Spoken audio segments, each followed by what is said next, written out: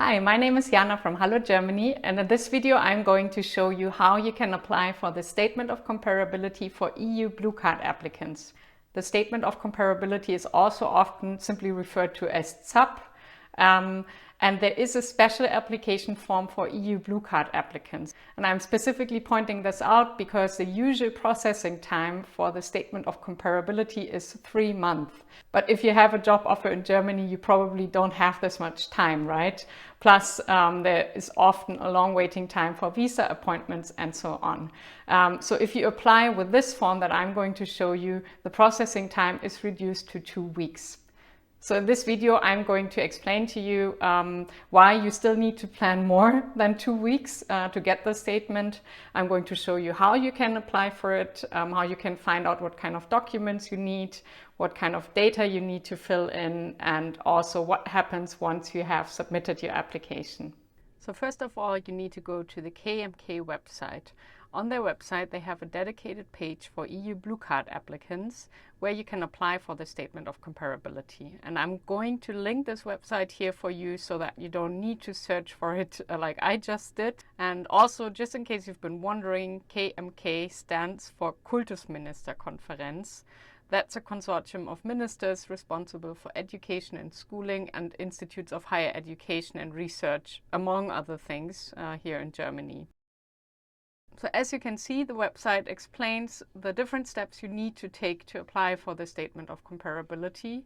And the first step is to gather all the documents you need for your application. So for this, we can simply click on this link here. And there are some differences depending on where you have obtained your degree. So to find out which documents you need exactly, you can select the country where you obtained your degree, and then it will automatically open a checklist that you can go through. So in this case, for instance, let me use Brazil as an example. And here, this opens a separate tab with a specific checklist for Brazil. So you may see some differences between different countries, but there are some general documents and general steps that are always the same, and I'm going to point them out for you here. Before gathering the documents you need, take a look at the steps that are outlined in the beginning of the checklist. There's one really important thing to note, and that's the fact that you will have to send all the documents via post to Germany later on. And that's one of the main reasons why the entire process takes longer than 2 weeks, because the processing only takes place once your documents have been received by the ZAB in Germany and once you have transferred the required payment. And the request for payment is only sent to you once the documents have been received in Germany. So this takes extra time that you need to calculate, and I'm going to explain to you later in this video how you can send your documents to Germany and how the rest of the process works. Another important thing to note here is that it always says that you don't need to submit original documents. So what you usually need will be photocopies, and in some cases you need certified photocopies of the required documents. So that may save you some time. Then you can also see on the checklist here that it lists for which degrees the recognition is actually possible. This is something that's, of course, country specific, so make sure that you take a close look at this checklist before you hand in your application and pay the fees, because if your degree is listed among one of the degrees where recognition is not possible, then there's no need to apply, and it's just a loss of money and time when you hand in an application. Now, when you scroll further down, you will get to the actual documents that are required. And usually this includes a signed and printed application form, which is something we'll get back to later in the video. Also, you always need a certified photocopy of your academic degree and your transcript of records. Plus, in most cases, a secondary school graduation certificate or similar, a copy of your passport, and information on previous degrees. So for example, if you are applying for an evaluation of a master's degree, make sure to submit information on your bachelor's degree as well. Another important thing to note is that in case you change your name in the meantime, for instance, if you got married and the name on your university certificate is different from your current last name, make sure that you submit a proof for this name change.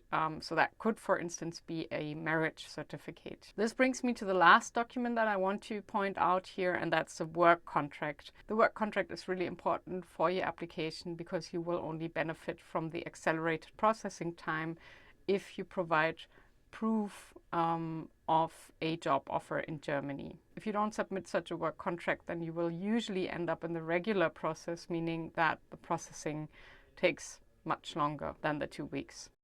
So once you've gathered all the documents, you can go back to the website and fill out the application form. And here, when you go back to the website, you will also see that they are pointing out specifically that you should not forget your employment contract, just to emphasize this once more. By the way, are there any other processes or documents that you find very confusing here in Germany? Let us know in the comments. Also share your experiences with us. We are always looking for new topics and we love to cover whatever you are interested in. So you can click on the application form here on the website and it opens up a separate tab where you can provide your data.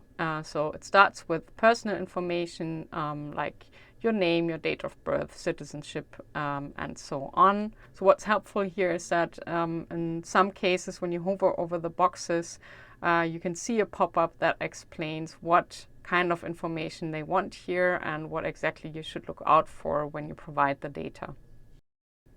So one really important thing to point out here is your postal address and of course your contact data. So if there's any change of your contact data or of your address in between, please make sure that you always communicate this and always indicate your registration number, which is a number you will receive once you have completed the application.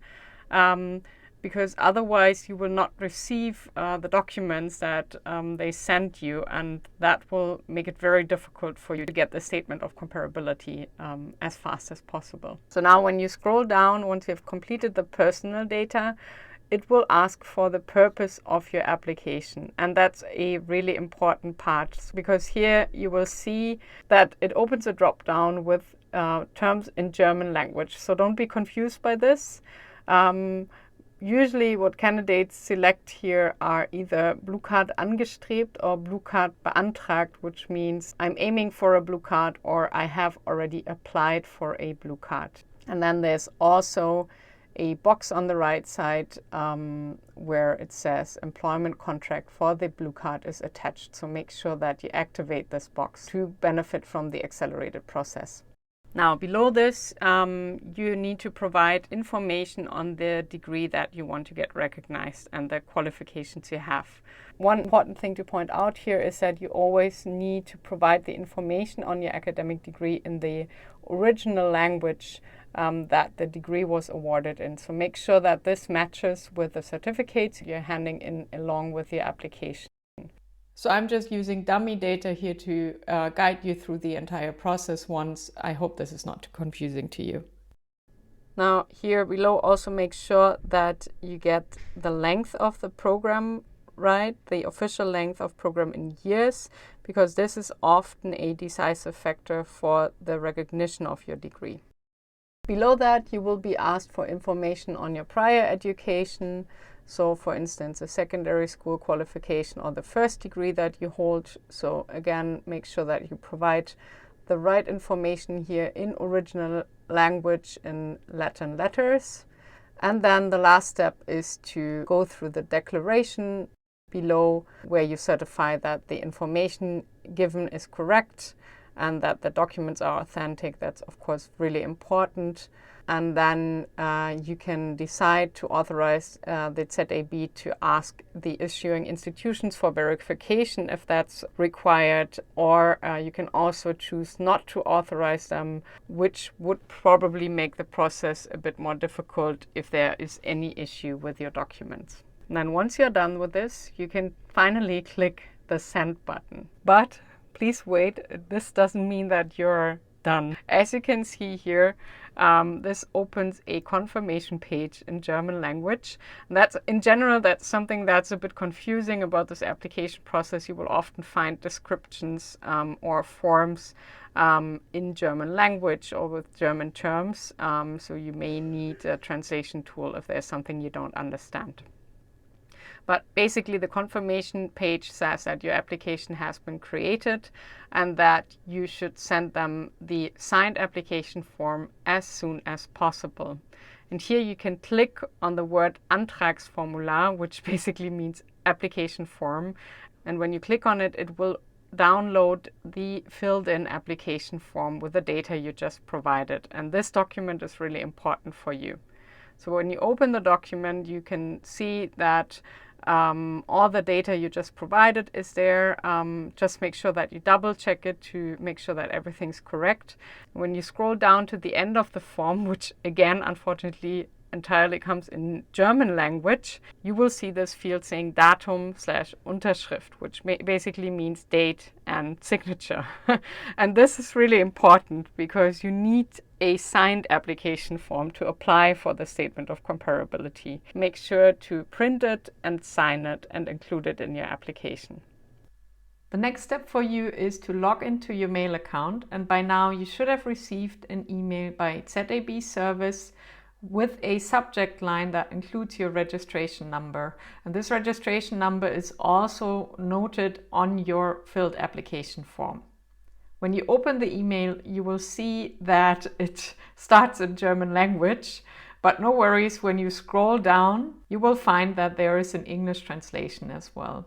And the email includes a detailed list of steps you need to take to complete your application. First of all, it tells you what I already mentioned before. It's really important to save the filled PDF form and print it.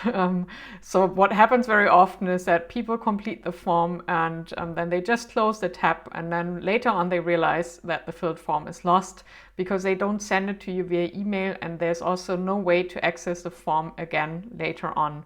So you really need to save it. In case you didn't, then unfortunately you need to fill in the data again to get a new filled application form.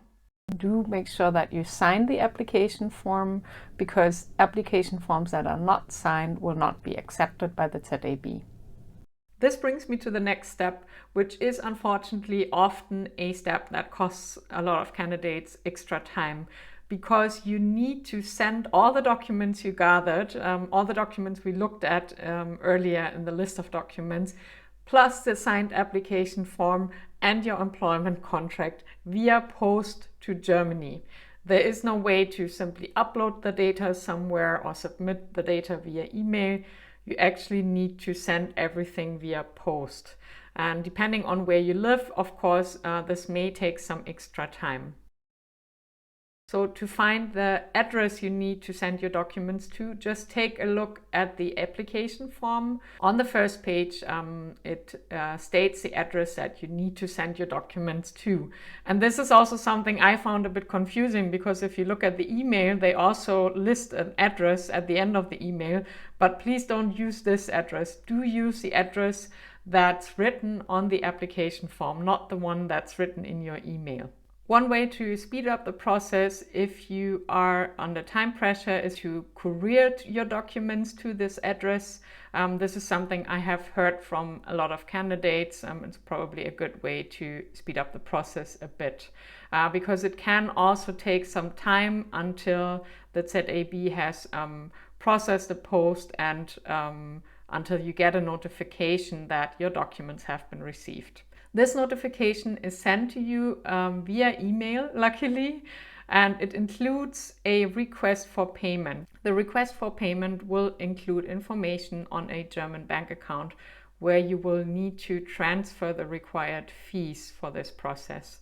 So these fees have to be transferred to a German bank account, which may be difficult for some candidates who are living abroad.